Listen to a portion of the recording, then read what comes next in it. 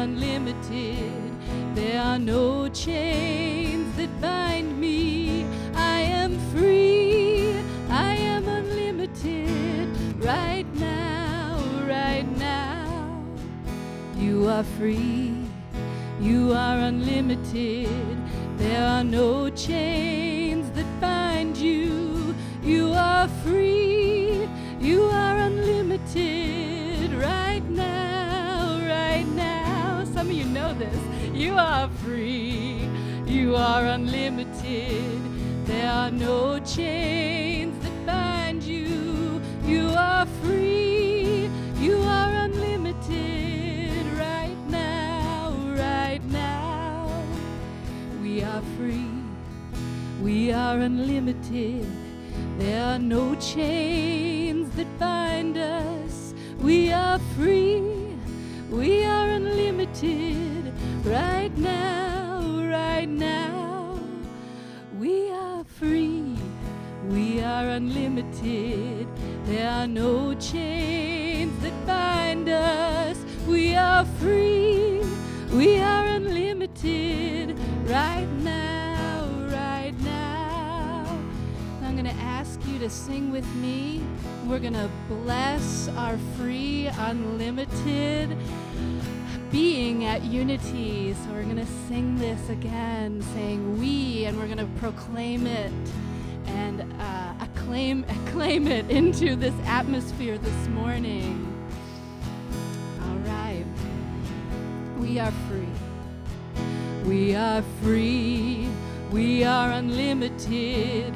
There are no chains that bind us. We are free. We are unlimited. Right now, right now. We are free. We are unlimited. There are no chains that bind us. We are free.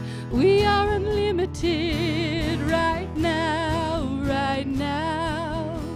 We are free. We are unlimited. Right now, right now.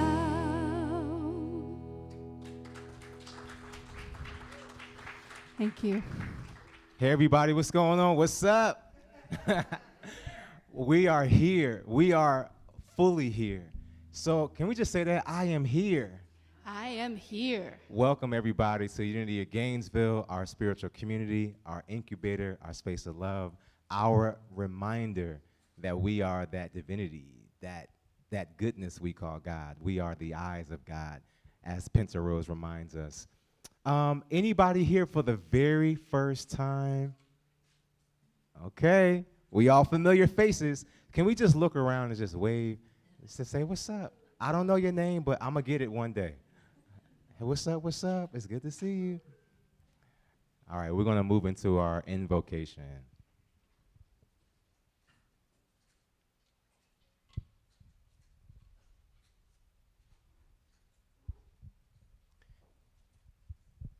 We hit the gong for the first time, acknowledging oneness, that outpicturing that thing we call God, principle, divinity, that is source.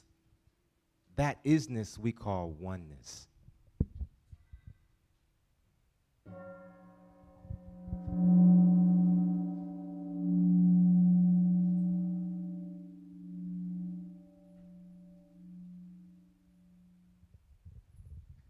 We hit the gong a second time as a reminder that we are, as was said a moment ago, the eyes of God.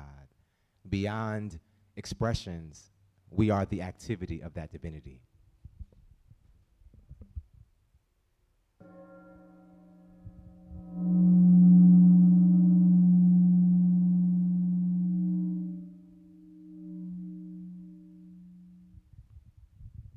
And we hit the gong a third time as a reminder that all that we do in this space is just preparation for how we live out there, how we email, how we hug, how we text, how we experience each other. That as we move through our daily activities, we are that outpicturing.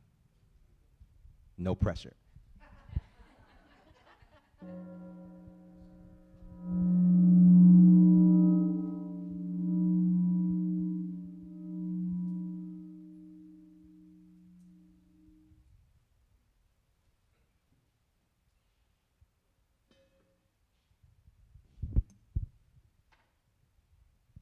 We're going to do something fun.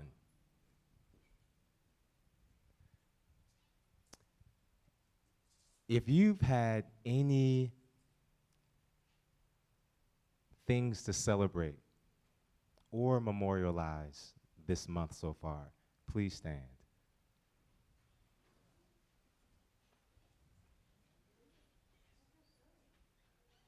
So, we are standing for a variety of reasons. As we move forward, I'm going to invite you up, not now, not today, but look around the room. What you see are people who are celebrating publishing a book, a birthday, an anniversary, the month that a loved one may have passed. There are a lot of reasons that make this moment honored. And so this candle is our unity candle, which means we are unified. And so we light this candle for all that is here and for those who are standing.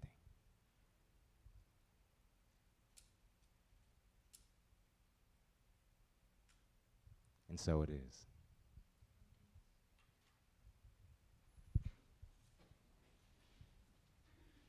Thank you, Hannah, for that. We'll talk about the significance of what that is later.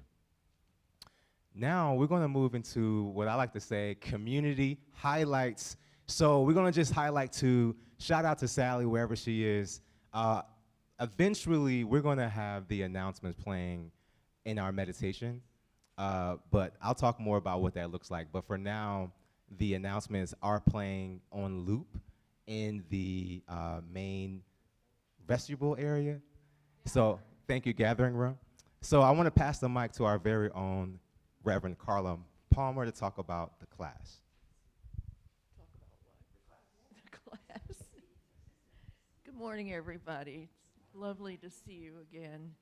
This is the flyer that Sally created for me about the new class that I'm going to be teaching beginning Wednesday of this week, Wednesday night at 6:30.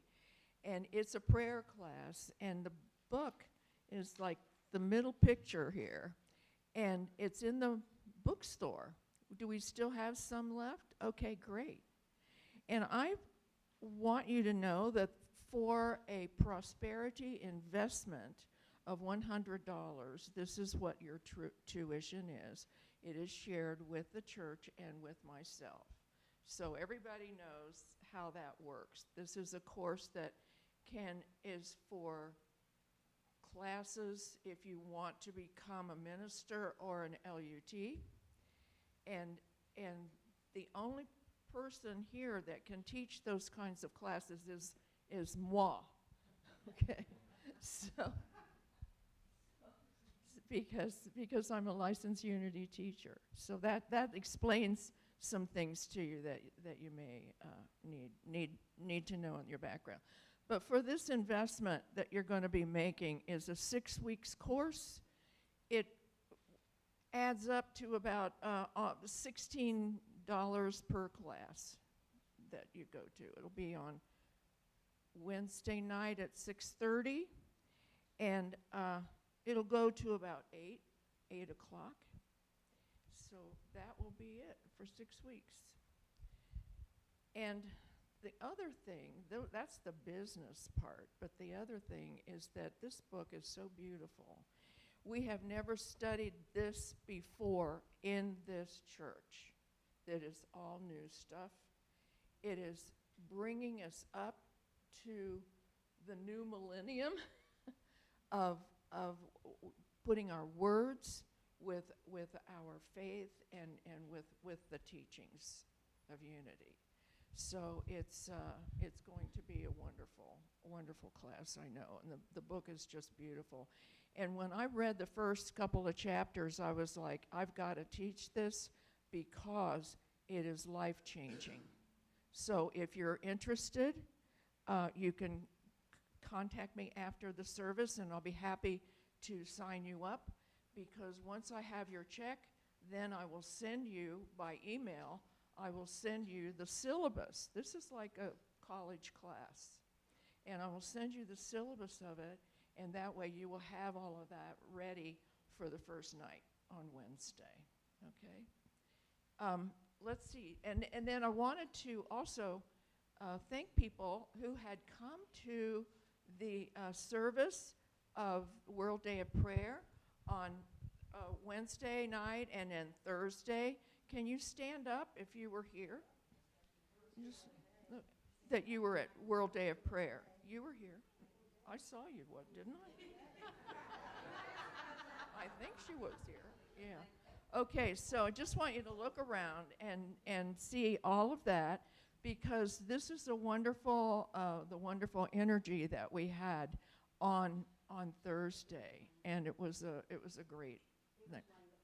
Then we had a meditation about moving mountains, and we have some of these rocks left, so I think you're going to use them today. Did I say everything you wanted me to, sir? You nailed it. All right.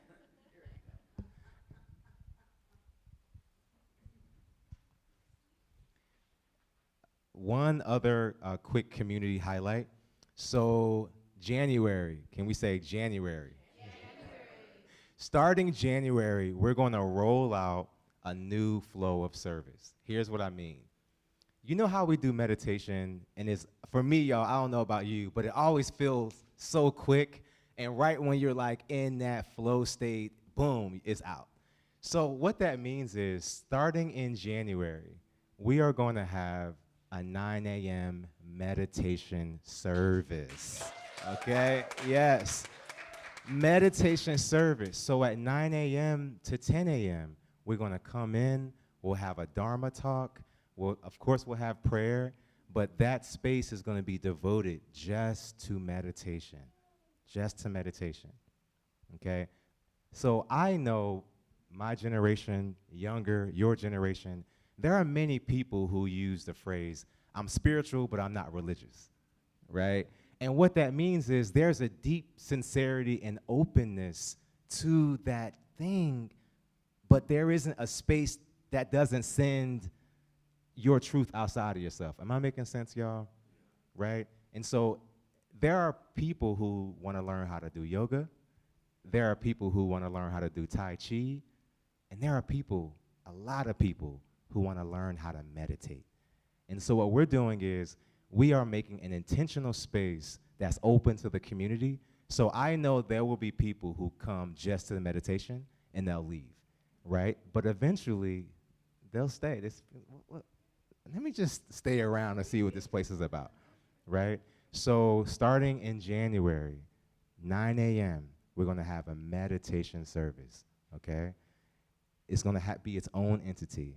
And then from 10 to 11, as we always do, there's coffee. Shout out to people who bring the pastries. We'll still congregate. And 11 a.m., we'll have our 11 a.m. Sunday service. Does that make sense, y'all? So if you have any questions about what that's going to look like, we just say open. I was talking to Rupali earlier, and she reminded me that the only thing that's changeless is change. Let's set that in. The only thing that's changeless is change. So what that means is we are in a perpetual state of evolution, of expanding and movement. Even if we like the way things are in this moment, we have to surrender to that flow, because that means we're expanding even further to a new awakening, a new truth, a new happiness. If you got what made you happy 10 years ago right now, we would give it away, because our faculties are different. All right, y'all, I'm preaching. The point is, we're going to have meditation service. Okay. 9 a.m. Thank you. Yes, y'all. It's going to be great. That's all the announcements. Let's take a cleansing breath.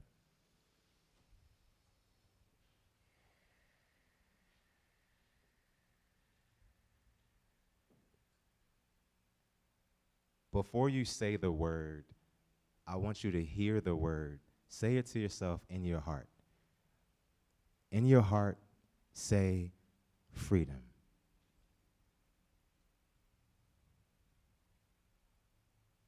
And now, say it, let it roll off your lips, just the word freedom. Freedom. Our affirmation today is, I feel free when I listen to the guidance of spirit within me. Every day I make choices about how to respond to the world around me.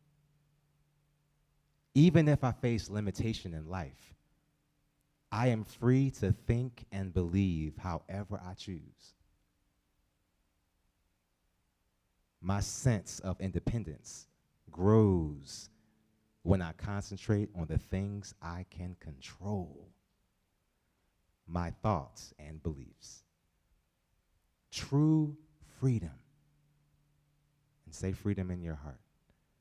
True freedom means taking ownership of my life.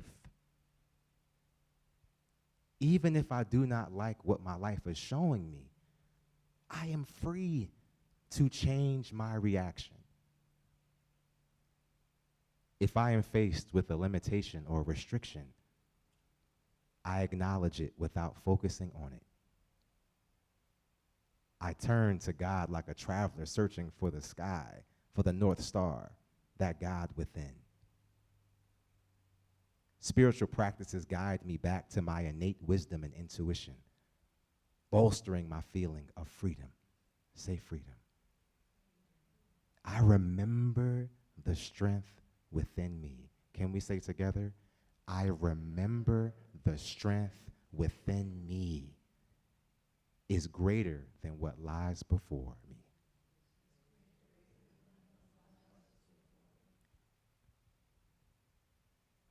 In our heart, let's say freedom. If this is your practice, we're going to keep our outer eye closed. And we call this moment prayer, but we understand that prayer is the creative activity of our mind. We acknowledge that freedom is ours. We acknowledge that our freedom is when we listen to the guidance within us, the spirit that is us. We give thanks for this community, this collection of energy, this high vibration of love and truth. And as we expand and grow, so does this community, this Gainesville community, this state, this county, this city, this world. We give thanks for this and so much more. And we say, and so it is. So it is. Okay, y'all, I'm moving so fast, I forgot something that's really important. Okay, we're gonna just look over here. This is something that we're incorporating into our service, just as a reminder of who and what we are, okay? So some of us need glasses, so we'll do call and response. I'm wearing contacts, hence I can see it. Okay, so our vision is simply this, repeat after me. Centered in divine love. And wisdom. We joyfully create a world. Can we say, we joyfully create a world? United in positive spirituality. Y'all know what a mission is. Y'all know what a mission is. It's something that anchors our doingness. Our mission is this.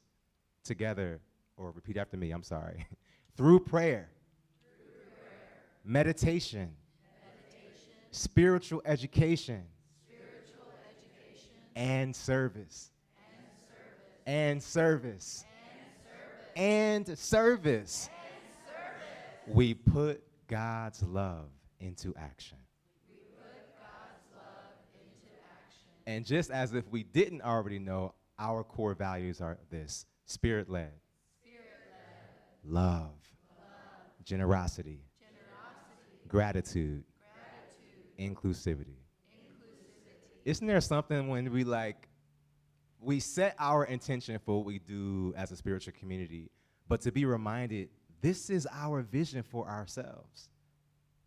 And we don't have to reach out to grow into it. We're just simply saying that's what is. That's a beautiful thing. And so it is.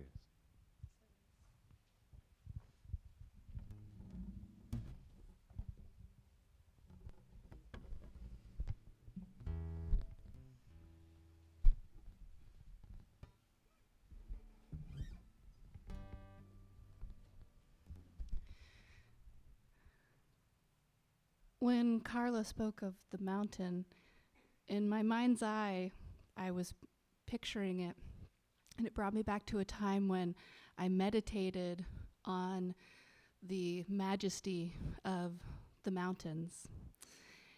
And I feel led to say that, the mountain is whole, majestic. It doesn't need to prove itself. It is. It is. And each and every one of us connect with something where we just feel in our bones the beauty, majesty, and awe. And I'd like to invite you, as we sing about our own wholeness, our own holiness, to take that in. Whatever it is that brings you to that affirmation, that you are as whole as the mountains, you are as majestic as the river, that you are who you are, and you are whole, and we are holy.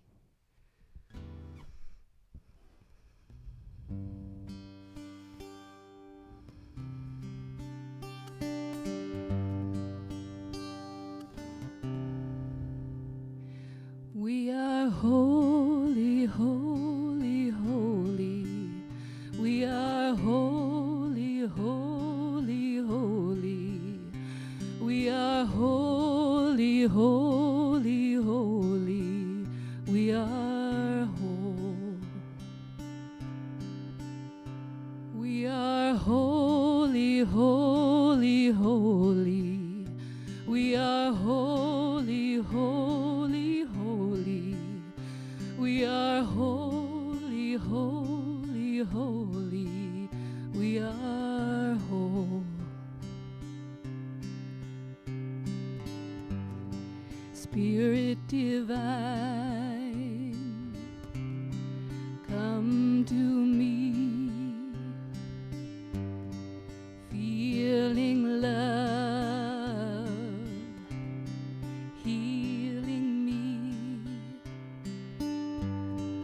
Open my heart, allow me to see beauty and love lives in me. We are holy, holy, holy. You are holy, holy, holy. I am holy, holy, holy. We are whole. We are holy, holy, holy.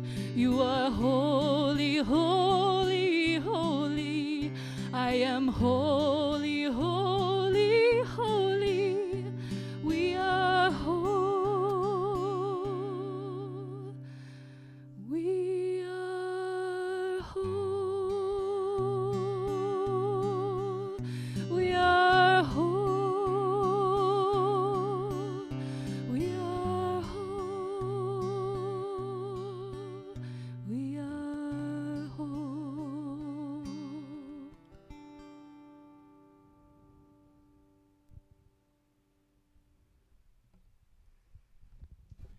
Thank you, Pinta Rose. So typically at the top of a service, you would do what's called an invocation, right? Invocation says, "Dear God, we welcome you to this space," right? What we do here is an evocation. An evocation. To invoke means you bring about something. You bring it about. So let's say we want to invoke peace into a conflict, right? We're acknowledging that we're going to bring peace into this conversation, right? If we want to invoke joy, let's say we're going to go hang out as a community to a potluck, and we want to be intentional about invoking joy. We create an environment, right? We make games. We bring in jokes. We bring in a light heart because we are going to bring in joy. An evocation, to evoke, means it's already there. It's already there. The best way I can explain it are emotions. We evoke emotions, and here's why. Whenever we're touched by something, whenever something resonates, we might spontaneously cry. Because that thing, whatever that moment was, maybe it was a compliment, maybe it was a trigger, but it cut right to the core of something inside of us. And then what happens is we cry, and then we apologize for crying. Oh, I'm so sorry, I didn't mean to cry. So what we're doing is we're evoking emotions. Now, at the top of our services, y'all don't see it, but the Sunday service leaders do. When we hit the gong and light the candle and say our prayer, we are not invoking God. We're not invoking. We're not saying, God, come in. We welcome you to this space. Come down into this room. Show us your majesty. We're not invoking God. We are evoking that Godness that is already here. So here's what that means. That means before we even got to the parking lot, that means this morning before we opened our eyes, that means long before we came into this incarnation, that Godness was here. Was, is, and forever will be. This is, here, I got two sayings, y'all. This is some next level stuff. That's my favorite thing. And I say I'm preaching to the choir. So y'all gonna hear those a lot, all right? This is some next level stuff. To say and affirm that we are the outpicturing of Source, that we are the activity of that divinity, those are intellectual enterprises. Our work is to bring it down to our heart, to believe it as so. It took a while for us to hold on to the truths that we have about ourselves, right? So we have a lot of truths that we hold on, right? I'm a quiet person, I'm shy, oh, I'm loud, I'm the life of the party, right? We have a lot of vocabulary that we couch around the little I, right? But those identity structures were things that we created and we harnessed. Maybe we did it to make ourselves feel a little different, a little special, to justify whatever it is that we're experiencing. But we held on to an identity structure, and for time, over years, we embraced it and we embody it, therefore it is true. But if there's something in our journey that we're doing, we can release it. If we feel a certain anxiety around a thing or an issue or politics, you name it, let's just throw it out. Whatever it is, right? We can choose a different experience. That's what it means to evoke. It's already here. we're just bringing God into that conversation. We're bringing God into that text message.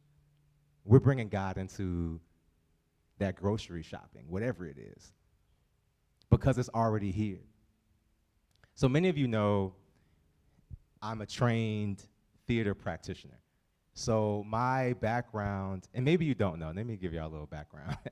So when I went to college, I studied African studies. That was my core. That's what I got my degree in. And the underpinning was law. I was planning on going to law school. And along the way, I had this cool opportunity to do this internship at the College of Law in Nebraska. And they said, if you want to know what law school is, this is it. So the teacher, it was super dramatic. He pulled out 3 books that were this thick.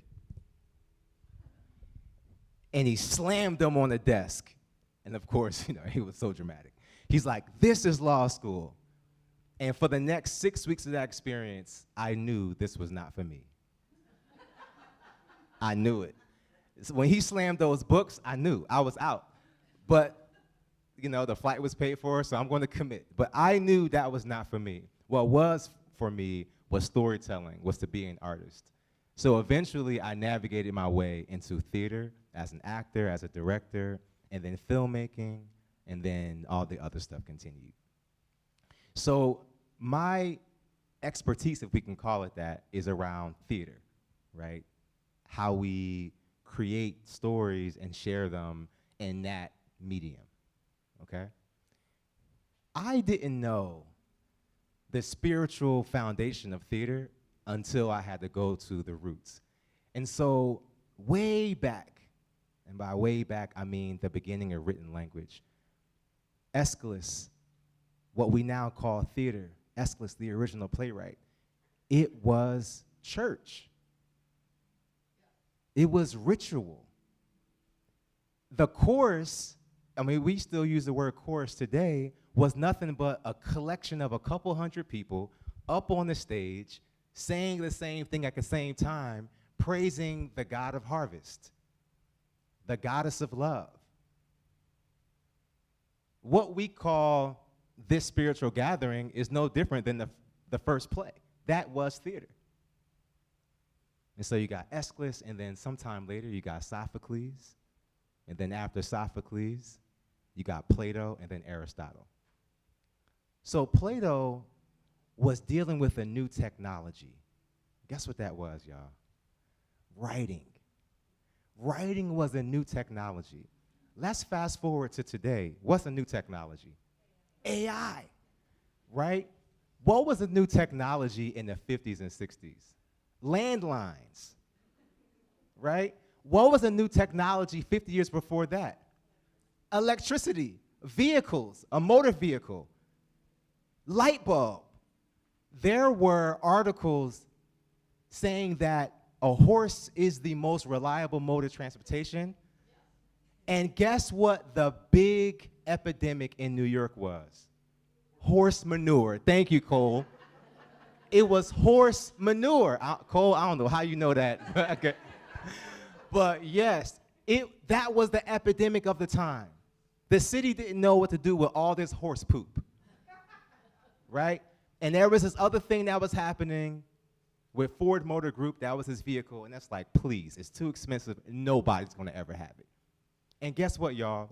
Within 2 years, cars became the main mode of transportation. So we're just talking about just looking back in time and history, right? And so AI is a new technology. So, side note, when I was learning about landlines, and it's not funny because it's true, but it's kind of funny, there were a solid cohort of people who believed that a landline was inviting aliens into your home. You were inviting the government into your home. Now we can debate that one, right? you were doing stuff, inviting people and forces that you did not intend by having that landline in the house. Okay? And then eventually, whether we get over it or embrace it, it just becomes normalized. Right? The same thing is going to happen with AI. It's going to happen much faster. But during Plato's time, the new technology was writing. And guess what, y'all? As we feel about AI, they felt even more intense rage and skepticism around writing. Because what Plato argues is when you have an idea, it's coming from that source, that mystic place that has no language. And so the moment you attempt to put it down, you're not learning this, you're learning what's coming through the writer. And then Aristotle, his student, was like, I could take it a step further and say, don't trust it. And so eventually, as we all know, writing won, and that's how we can archive things. But there is still a belief, and I think many of us should hold the belief, that just because it's written doesn't make it true. Just because somebody said that's what happened doesn't make it true. Because it's being filtered through their experience. There is some deep power and truth around what Plato's saying, right? Where are ideas? Ideas are in the realm of possibility. What ancient traditions call God, they call God the great mystery. Those ideas that we just, I thought of something, or we have an aha, that's the activity of God. Michael Beckwith goes a step further and says, the desires of our heart are God's will for our life. And we're not talking about egoic desire, you know. Yes, first of all, it's okay to want a new car. Yes. I'm talking about the other desire. Like, we got big, grand desires. And you know it's true when it's connected to service. Right? Our desire, the thing that keeps us up at night, the thing we just can't help but do, teach, or whatever it is, that thing we can't help but do, play an instrument, or make community, whatever it is, that thing we cannot help but do. Gary, this morning, I love it. Gary was like, you know what? I was texting, and I realized this morning I'm going to do the welcome committee. Say, yes, Gary. There's this thing that wakes us up and says, I got to welcome people. I have to do it today. And then, thankfully, Gary's holding down the fort for the welcome team, right? We have these desires that are coming from a need. And that need is God, is that source, that principle, that law coming into physical activity. The realm of ideas are up there with oxygen and even faster. Our bodies are molecules and atoms that are moving at a slow rate. That's what our body is, right? That other thing, that source is so much faster. Michael Beckwith, I'm reading a text of his. It's called Life Visioning. And so a couple weeks ago, I think it was last month, I talked about the 4 levels of consciousness. We got victim consciousness, victor consciousness, vessel consciousness, and verity consciousness. And so Michael Beckwith shares a story in his book. Many of us know him from Oprah Winfrey. So who saw The Secret, the movie The Secret? Yes, many of us did. The Secret was like a banger. It was a thing that, it was like fire. And these communities and everywhere else, people were trying to manifest everything, right? That's where the law of manifestation and visualization and affirmations, it caught wildfire, right? Did y'all know, side note, did y'all know back in ancient Egypt traditions, in order to learn about the law of manifestation, you had to prove yourself by your service to the community. That these laws that we just know were protected knowledge because they could be abused. Now, quick question. Let me ask y'all, how might the law of manifestation be abused? How might that be abused? Greed? Selfishness? Many of us, and I'm not calling anybody to the mat here, and not even started here, many of us begin working on manifestation by what we can get, right? We learn how to master the law, and it starts from what we want to get, right? But just like there's a yearning to serve and do the other thing, there's a yearning inside of us for more. Because we hear the story over and over again that the 10,000 square foot house with an ocean view didn't bring happiness, right? The Ferrari didn't bring happiness. We hear the story over and over again, right? So we don't have to go that path. But there's a thing that happens in our manifesting that we realize, I'm not quite happy. I got the job. I got the relationship. I got what you fill in the blank, and I'm still not quite happy. That's because the yearning to be more is being called forth. That God consciousness is asking for more, requiring, demanding more of us, which is always connected to service. So Michael Beckwith lays down a couple, and I'm going to begin this series today, and we'll finish it up later on this month. So he has what he calls levels of manifesting. And he calls it that because when The Secret came out, he was one of the prominent people who were being interviewed. And he said he received hundreds of letters every single week from families who were pained. And he got a letter from a mom whose 11-year-old daughter was diagnosed with leukemia. And the mom was asking, did I cause this? Or did my daughter cause this with her thoughts? He got so many of those letters that he felt it necessary to also share what he calls the levels of manifestation. And the first level he calls is the Job factor. We know Job, right? Job is the one who said in the Bible, Job is the one who said, the thing that I fear most has come upon me. The thing I am most afraid has come unto me. So it's not only here, it's coming out. The thing he feared most. And so what that means is many of us, we unintentionally anchor our thoughts in what we don't want. I heard a really incredible story not long ago about a guy, this is a true story, who had a fear of a particular kind of spider because the spider would give this type of venom that would eventually kill you. And so when I was talking to this person who knew that guy, I just had to let the story wash over me.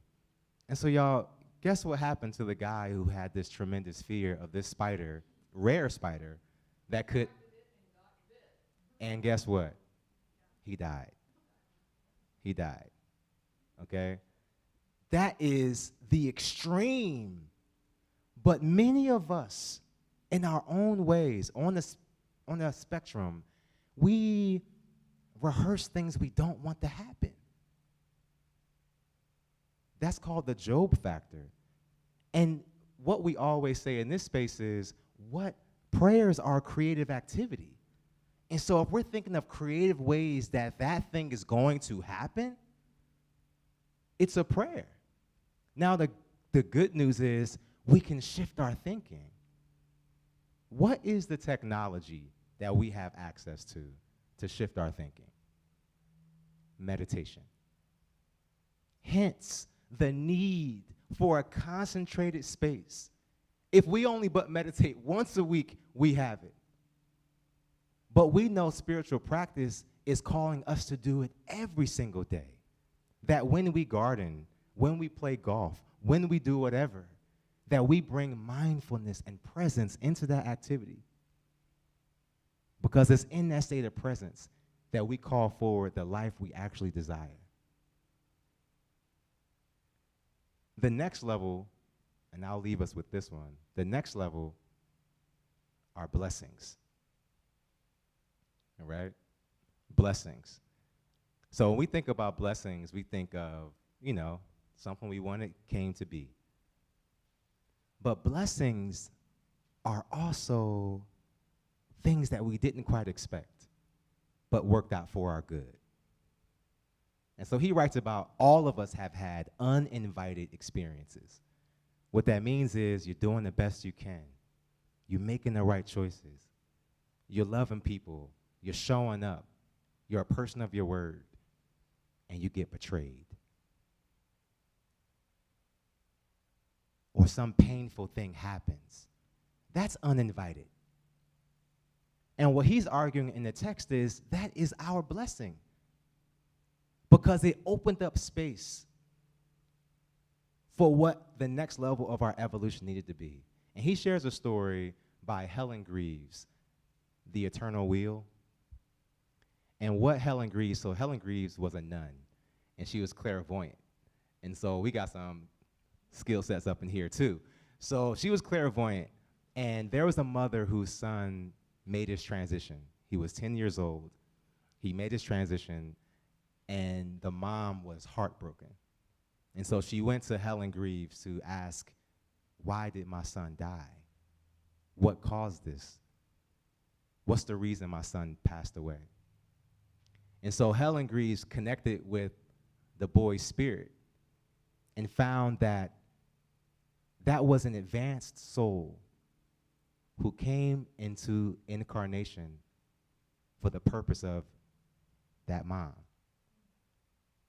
to open her heart for compassion, because that little boy, he was neurodivergent. He needed around-the-clock care. And the mom had to be at his beck and call his entire 10 years of existence. That mom, when she learned compassion, when her heart cracked open, that 10-year-old boy drowned. He served his purpose. And what Helen Greaves articulates is blessings come in a variety, as infinite as we are, as infinite as our thoughts and possibilities are. If we can think it, it's already limited. So just think outside of our conscious thought. That's how our blessings can come. Our responsibility is to approach all of it with openness, that we evoke the knowing of who we already are. What we're going to do is this is our meditation. This is our meditation. So I'm inviting Pinter Rose to play some music. And thanks to Jackie Tatum and Rupali Robinson for this. I'm going to read the instructions. What we're going to do is we're going to take the room in sections. And as Pinter Rose plays, the first section is going to follow these instructions. And the other section, I want you to allow the music to wash over you and be in that presence.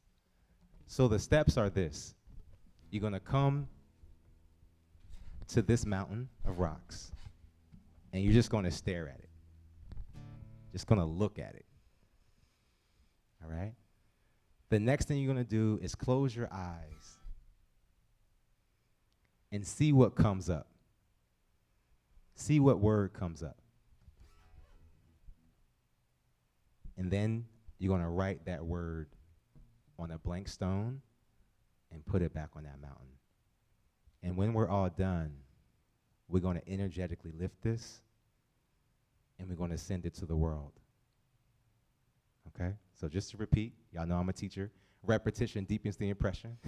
What we're going to do is we're going to divide the room, and we're going to come up, and we're just going to stare and look. Okay? When you feel ready, you're going to close your eyes. You're going to feel a word, whatever that word is, and you're going to write it on a blank stone. And then you'll have a seat. Okay? So what we're going to do is we're going to divide the room. So let's say here, forward. We're going to start here. And then everybody behind, we're going to just meditate, if that's okay. All right? Okay. Yep, both sides. All right, whenever you're ready, come on up, y'all.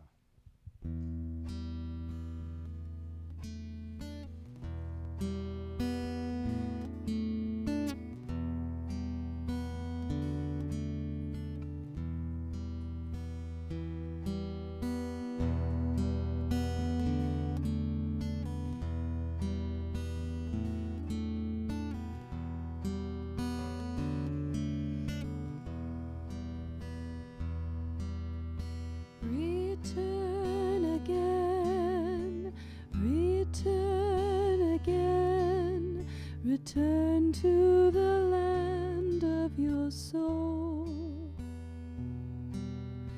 Return again, return again, return to the land of your soul.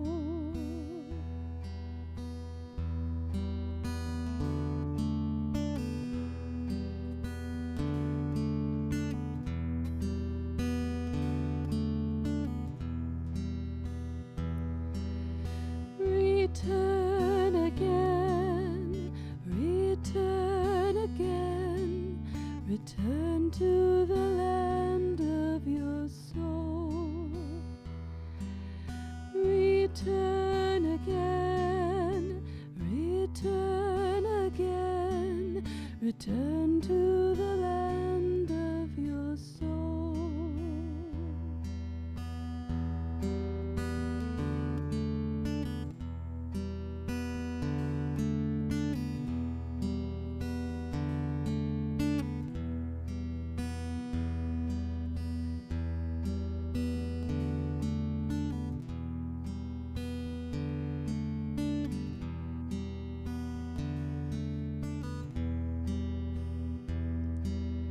Return again, return again, return to the land of your soul.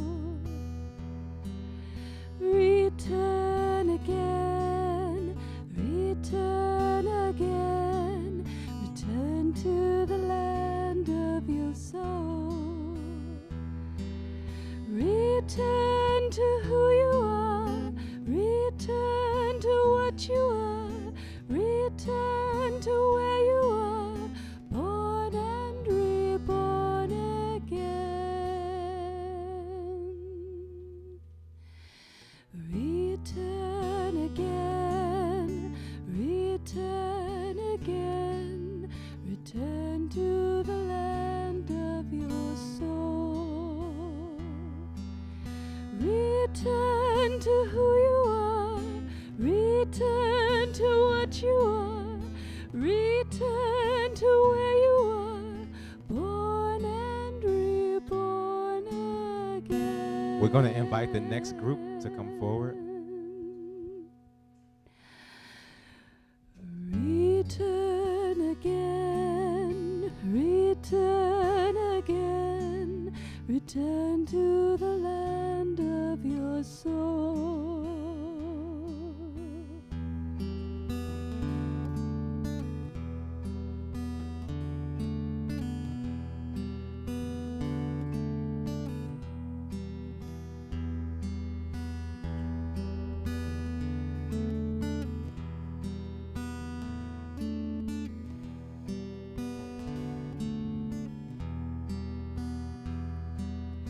Return again, return again, return to the land of your soul.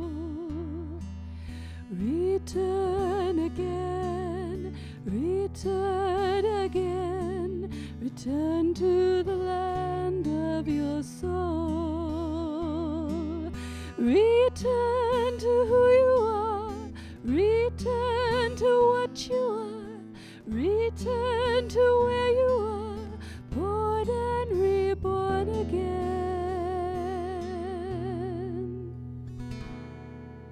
Return,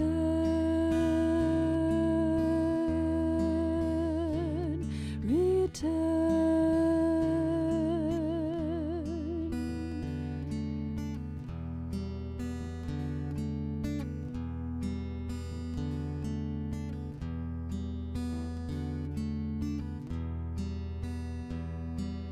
Return to who you are, return to what you are,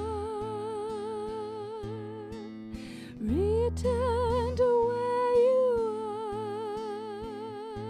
are, born and reborn again.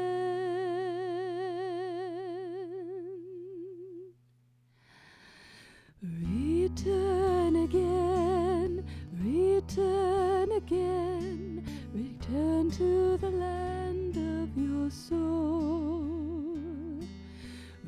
return again, return again, return to the land of your soul. Return again, return again, return to the land of your soul. Return to who you are, return to what you are, return to where you are, born and reborn again. Return, return.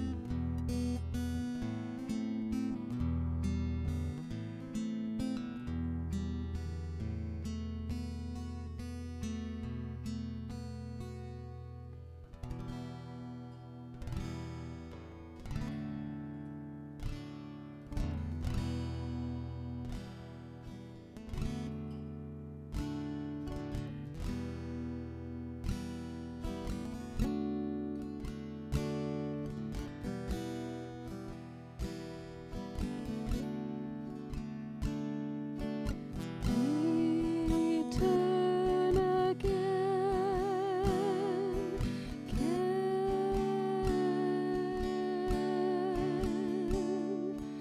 return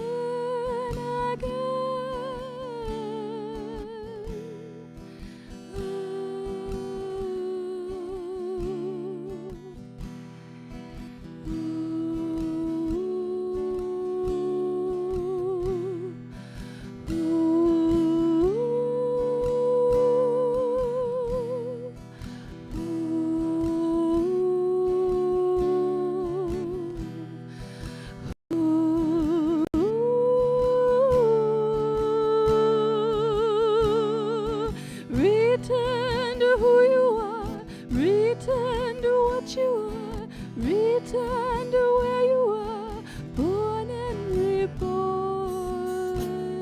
again. Return again, return again, return to the land of your soul. Return again, return again, return to the land of your soul. Return to who you are, return to what you are, return to where you are, born and reborn again.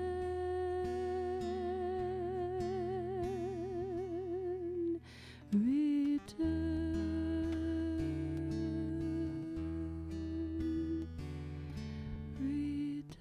In your mind's eye, I want you to imagine these rocks. Beyond this configuration,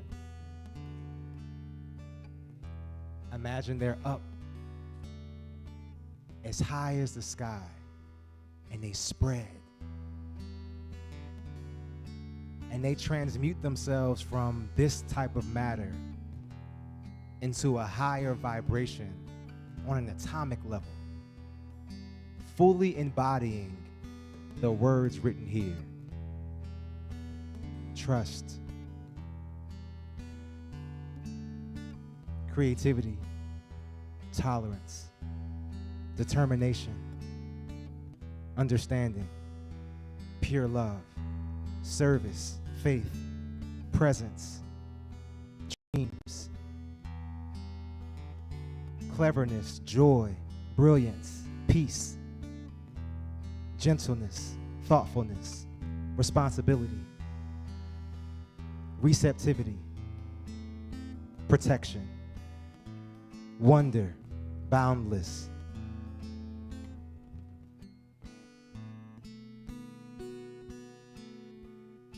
Godspeed.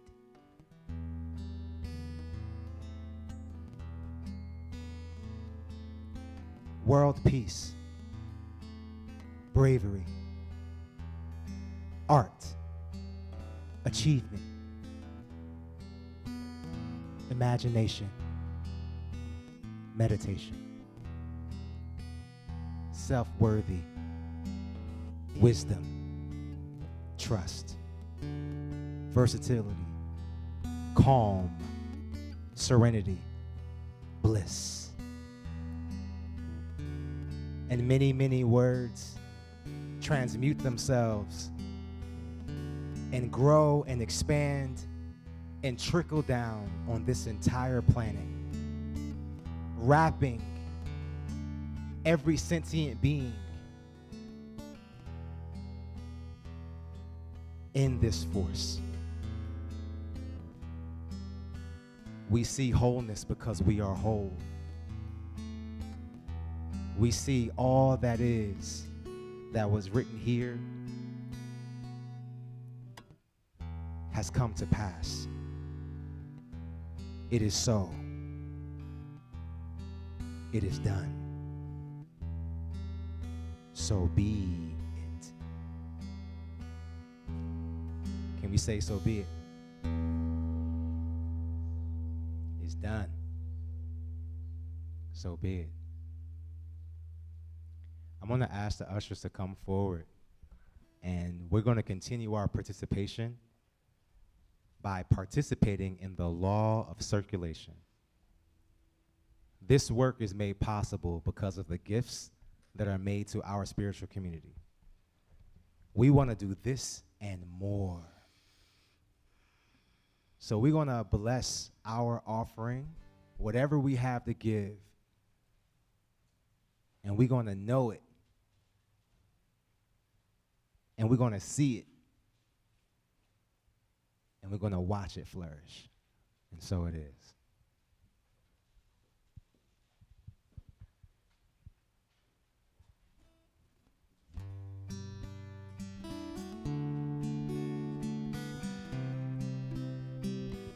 When you're ready, go ahead and stand, everybody. Y'all know I love this symbol here. This says yes. Yes. So let's let the song wash over us. Let the music wash over us. As we know, all that we desire is already here. We see the love. We see the growth. We feel the expansion. And y'all get ready, because this spot is going to be packed. Okay? Y'all get ready for who we are growing into, because who we already are. And what is that? Love, unity, bliss, all those things. We bless the gifts, the offerings, and we see the work that is to be done in our community, and we say thank you already. And so it is. Are the kiddos nearby? All right, cool.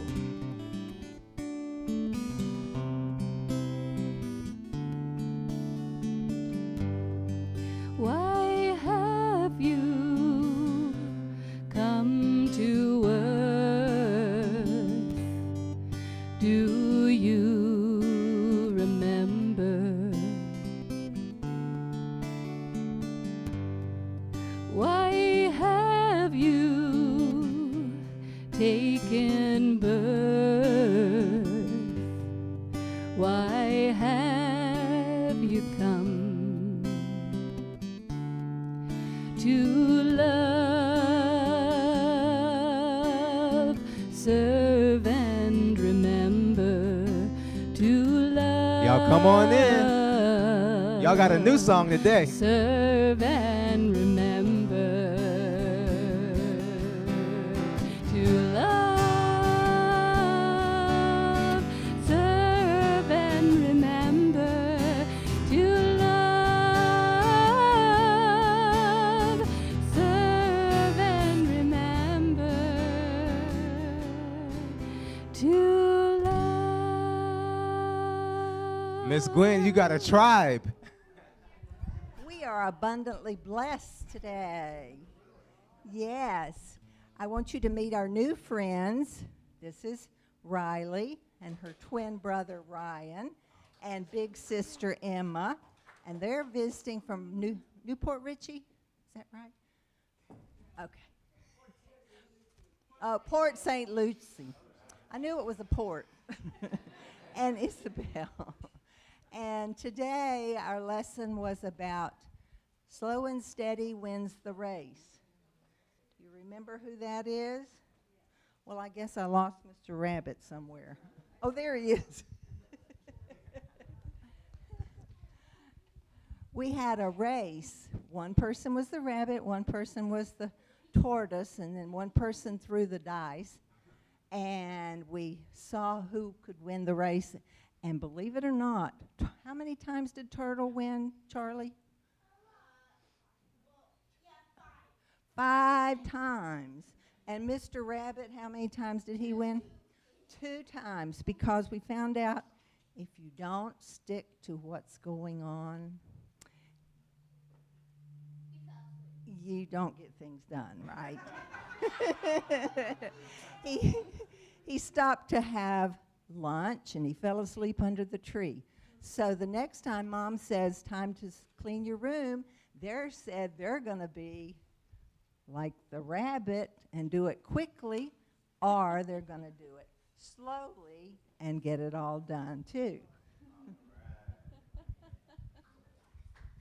Thank you, Miss Gwen. Y'all, this is some serious abundance. All right. So we rub our hands together not because we need to, but just because it's a reminder of that force we already got. And we're going to send our hands to the children who are here, the children in our lives, their neighbors, nieces, grandkids, and we're going to say, children, you are perfect just the way you are. You are perfect just the way you are. The divine, Magnificent, outpicturing of source. outpicturing of source. Everything you desire is yours Everything you desire is yours. because you and God are one. Because you and God are one. Love you, we love you, we really, really love you. All right, let's circle up.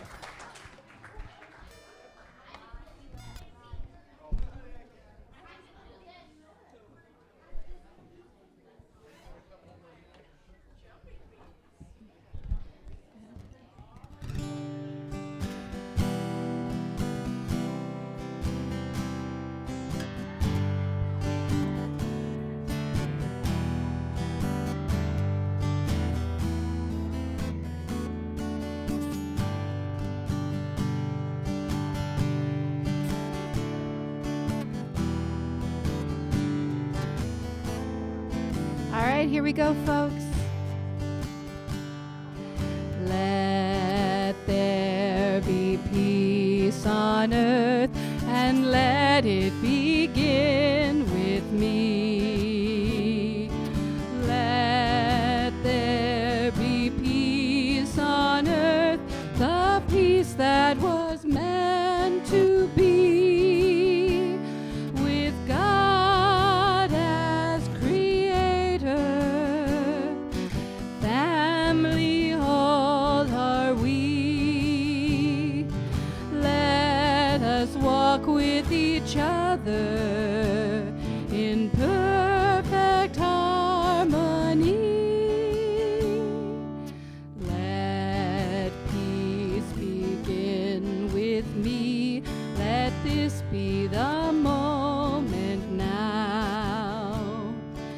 With every step I take, let this be my joyous vow, to take each moment and live each moment in peace eternally.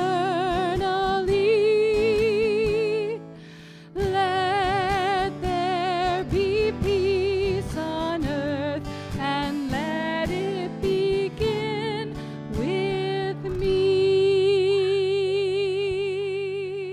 right, if you need help, look at Miss Gwen like I do. All right, Miss Gwen, here we go.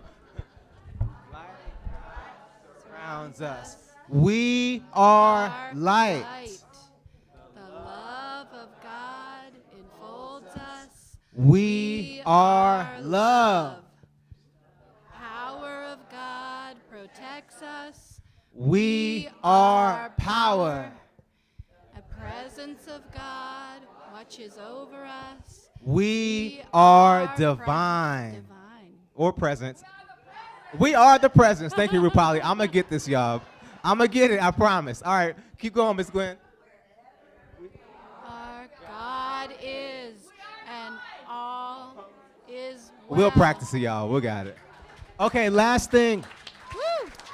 Can we look at the camera?